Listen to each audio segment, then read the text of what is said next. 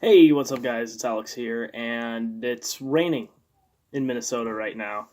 And it's been really snowy and gross, and all I've been thinking about is skateboarding because I really want to get out there and skate. I've been going to the local skate park, Third Lair, the indoor skate park, for quite a while. I've been going a few times, but to be honest, it's not the same as just finding a curb out in the street and just waxing it up. Not the same feeling for me to go try to do some tricks over a hip. It's not quite as cool to me anyway. Um, but since I've been thinking about skateboarding a lot, and since I've been trying to make, I know that my last video didn't go up, and that's because Premiere decided that I didn't need audio for a all voice video. So I lost the audio to my video, and I think from now on, after this video, I'm definitely going to be just using my mic. Still having face, obviously, but I'm going to be using my mic for the audio now, just because that's going to work a lot better. But I thought I'd talk a little bit about what I look for in a skate video, whether it be a video part, a promo video, a full-length video, kind of situation. So I think the first order of business to talk about is just straight up the actual skateboarding. What I look for from skaters is stuff I don't see very often or have never seen before. Now, with the influx of Instagram content and YouTube content all the time, it's very hard to find stuff that people don't do very often or don't do at all, simply because, there's so many people out there putting out content, and some of it's great, some of it's bland, some of it's just flat out not good, but it's just a ton of information. You get a ton of information with going on Instagram, going on YouTube, and all these sorts of things. So you don't really know what everybody has done or not. So I think the biggest thing is to just skate like yourself, but also do tricks that you can do that a lot of people don't do or have never done. I think that that's the biggest thing. I will say that when it comes to gnarliness, for the most part, some of that stuff tends to get a pass because it's like, it is just insane to carcass toss. It just is. So a lot of that stuff tends to get a pass. But I mean, if you're jumping down stuff and you're doing the same sort of tricks at every single spot, like you throw the frontside flip down every single time you skate a big set of stairs, it's always a frontside flip, or it's always a tray flip, or it's always a big spin, or whatever your trick is. It's good to have that kind of special trick that people know you for, but at the same time, if it's all you do, it kind of, makes the part bland when you're jumping down huge shit. So I'd say just skating-wise, do your tricks well, land them clean, land them smooth. Sometimes a little bit of sketchiness is permitted. Sometimes when I see a skater ride away and it's sketchy, but they make it look really cool and they're able to play it out real nice, I think that that's way sicker than sometimes landing it clean. Because sometimes a lot of skaters can be super, super clean, and it gets kind of boring, and it's like, is that really that hard, though? It's obviously not hard for them. And that's why I like a skater like, for example, Riley Hawk. I would not call Riley Hawk a spaz by any sense of the word, but watching Riley skate is like, he has some character to his skating.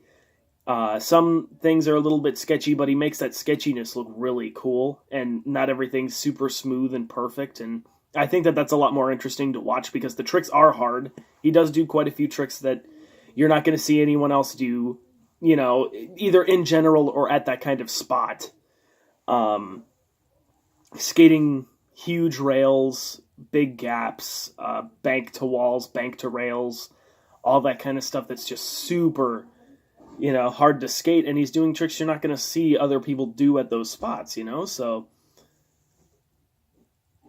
that's a huge example of somebody who isn't, necessarily killing themselves every single trick that they do, but they have a certain style that's unique and definitely worth watching because nobody else is going to do it that way. So that's skating-wise. Now let's go into a little bit more of the actual composition side, the filming, editing, and music. Now, filming-wise, I have a bit of a gripe, admittedly, with a lot of VX filmers. A lot of VX filmers like to zoom in super far. They're super close. It kind of distorts the way the spot looks. It kind of...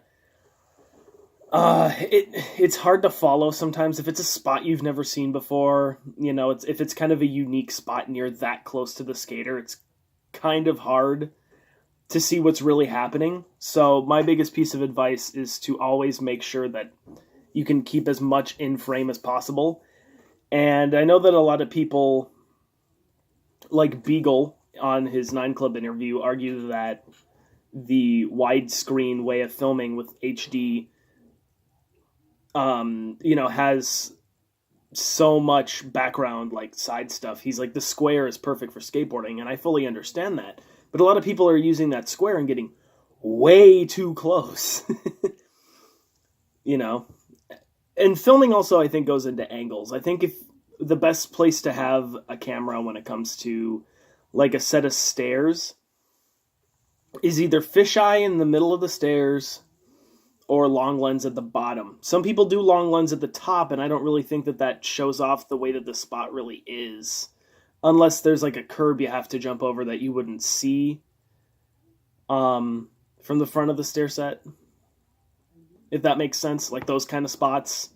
But other than that, if it's not a unique spot like that, where it's, it's just a set of stairs, I'd say you should probably be at the bottom of the stair set or in the middle of it with a fisheye. I think will always work, but not super, super close to the railing. You got to give your skaters some distance, not only because if you don't, you'll probably get your head or your fingers chopped off by a flying skateboard, but also because it'll be easier to, understand and comprehend and digest when it's in a full-length video.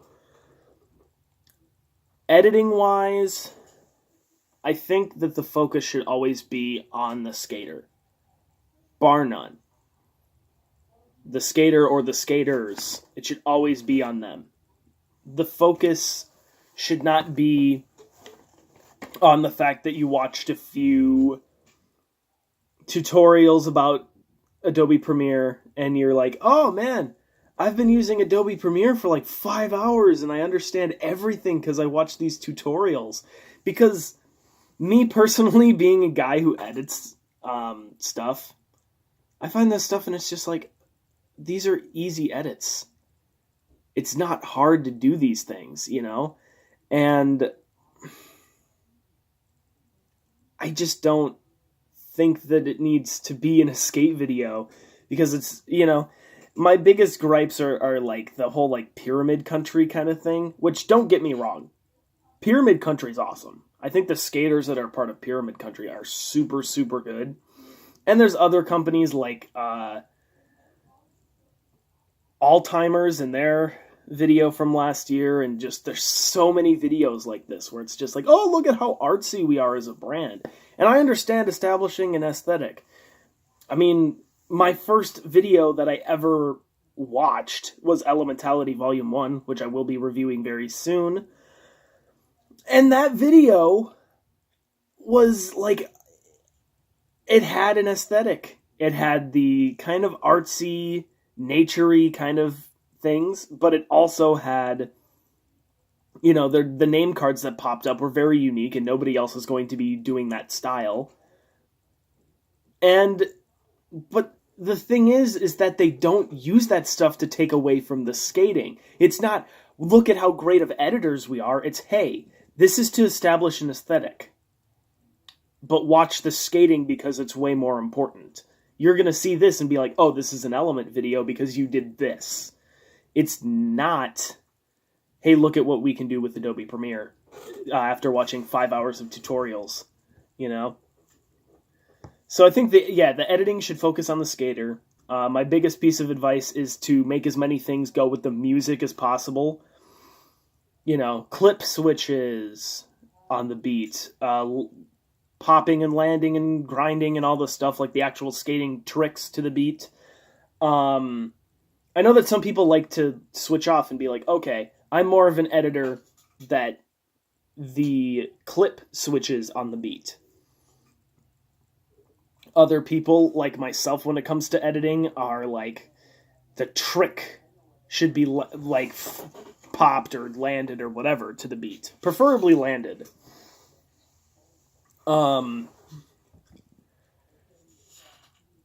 But you can do either one, and you can try to get extremely frustrated and try to do both. It's hard, but that's what it should be.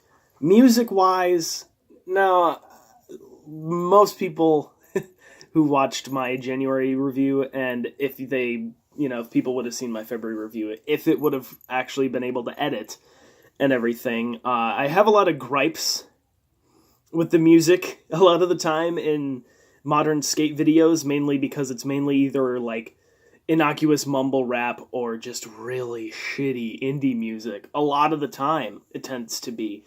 And it's even from people where I know that their music taste really isn't that, like nobody really wants to skate to metal anymore. Nobody wants to, I'm not going to say nobody wants to skate to the classic rap, but it's a lot more few and far between.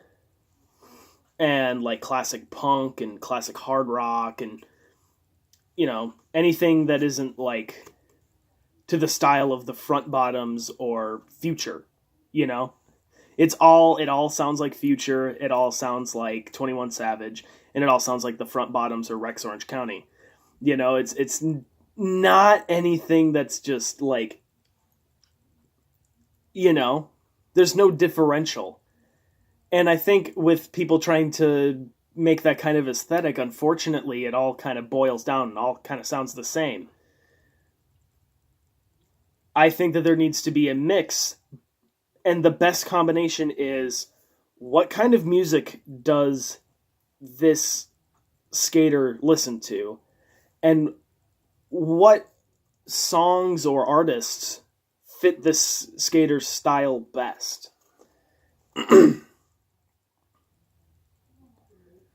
For instance, let's take a look at, I think one of the best choices for a skate video song ever is Soul on Fire by Danzig in Chris Cole's Ride the Sky part. What kind of music does Chris Cole like? Heavy metal and hard rock. What's a like style of, that kind of style fits his style a lot. And what artist can we use, what song can we use that really fits his style? And Soul on Fire fit extremely well. And it doesn't even just have to be rock. I mean, I look at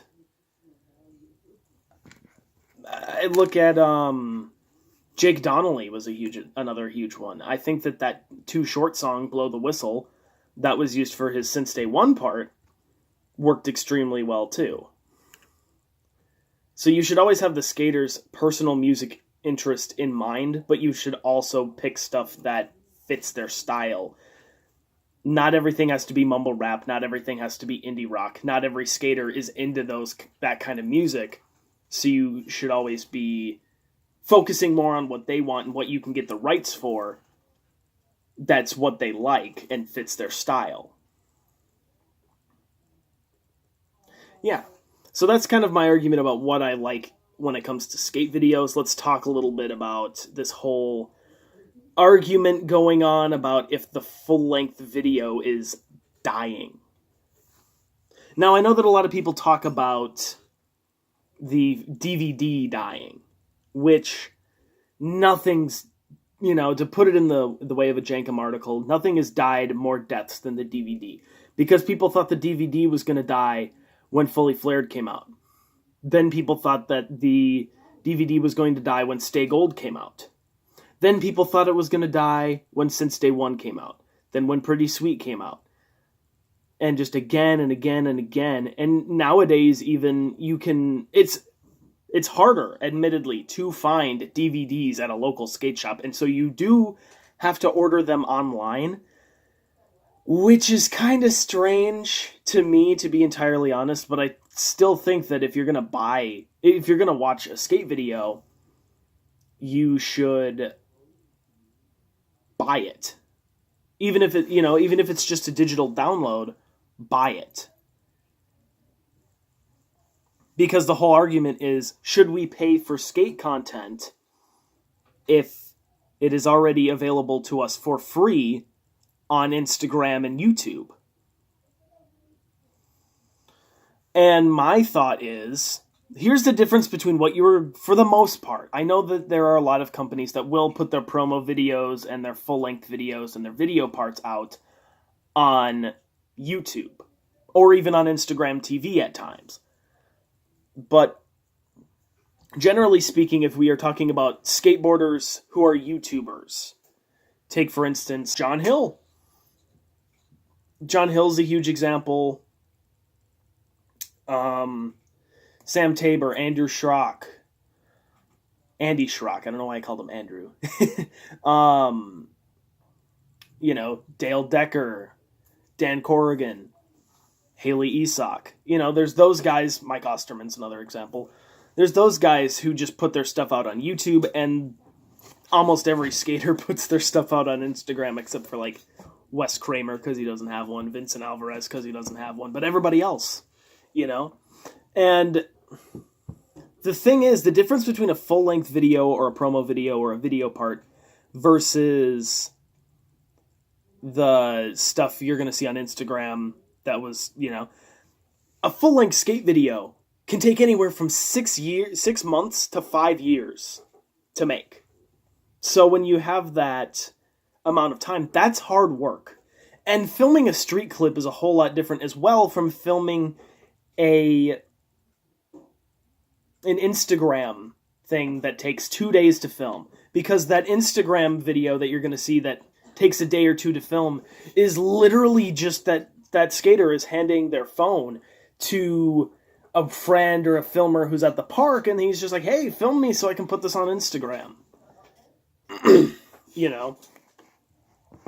And not only that, getting a street clip is a lot different. For the most part, it tends to be, here is the spot I want to skate. We have to drive there at this time so that it's not busy.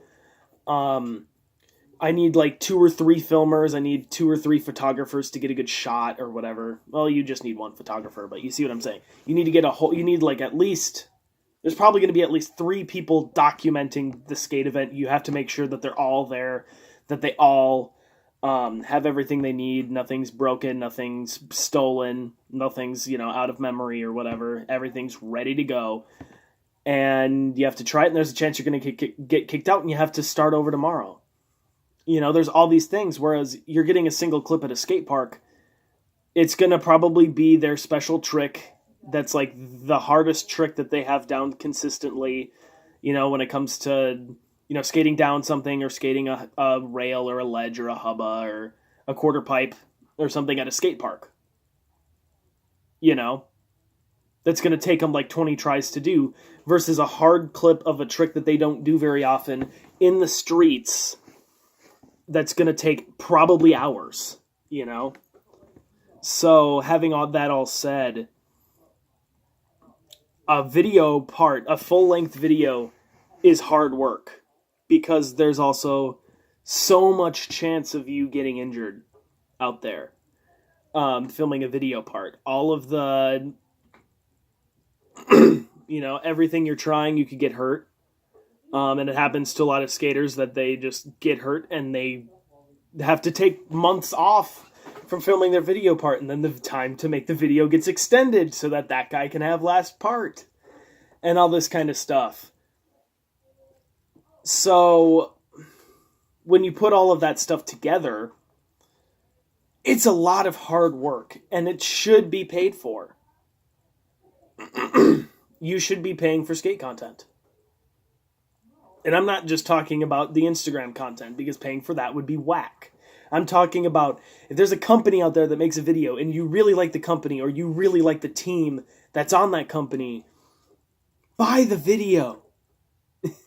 You know? Don't wait for Echo Boom to put it out. Don't wait for the company to put it out. Don't wait for Thrasher to put out the parts. Go to iTunes, go to Google Play, go to Amazon, go to their website if they're selling it there. Go to your skate shop on the off chance that they have the DVD. Buy it. Seriously.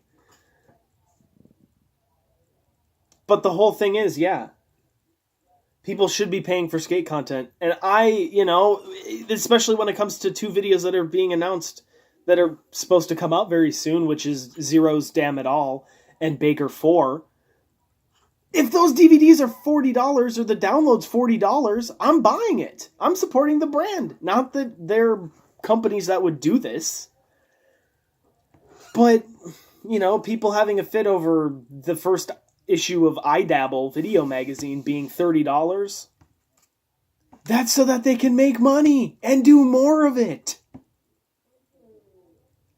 And the thing is people are like, oh, it's a $30 DVD. They've said that DVD is limited to 250 copies. So, it's a limited edition thing that they're trying to make money off of, to be able to keep doing it for a long time. It makes sense to me. But then again, I come from an era when getting skate videos was few and far between, and even though I started skateboarding in about 2007, I was watching videos from like 2005, very rarely, and it was like in 2012 when I was able to actually get my hands on skate videos that were from 2007 even. Like I didn't see Nothing But the Truth or This Is My Element until I was about 13. So, look, my point is, skate videos are not going to die because companies always want to do them. Look at all the companies that released videos last year. You had Etnies, you had Converse, Supreme released a video last year. Primitive released a video last year, although admittedly it wasn't that good. And everybody's releasing full lengths. Even if they go straight to the web, they're still full lengths. They're still things that we want. And it's stuff that pro skaters want to do. For the most part. There are some contest skaters out there that don't film video parts. But for the most part, when you're looking at the skaters that you expect video parts from, they all want to do them. It's just kind of something that's in skateboarding that is always going to be there.